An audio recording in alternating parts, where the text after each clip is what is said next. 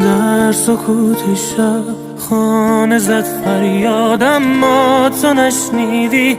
دل به پایت افتاد، آرزو کردم بعد از تو عاقل نشوم. آشنای من غریبم بی تو با خیابانها، من رفیقم بی تو بعد تو عمرم، من دیگر عاشق نشوم. تو رفتی دیگر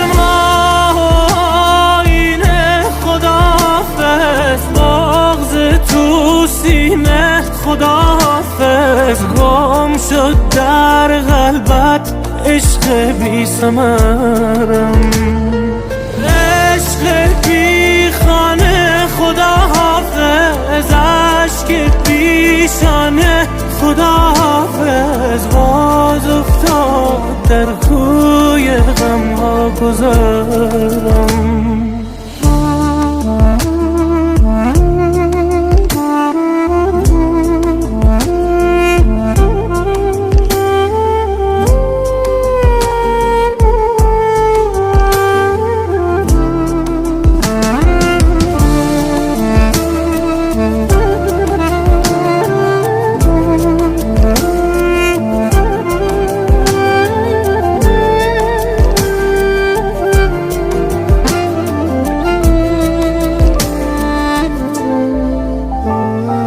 چیدی گلم را از باغی که داشت آلوده عشق می شد، شاخه عشقت را در قلبم سوزندی ولی خشک نمی شد.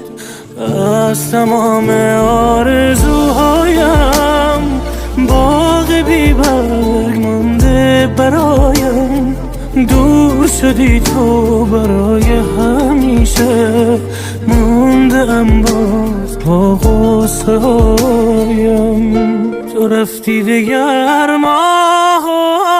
این خداحافظ، بغض تو سینه خداحافظ، گم شد در قلبت عشق بی ثمرم، عشق بی خانه خداحافظ، عشق پیشانه خداحافظ، باز افتاد در کوی غم ها گذرم.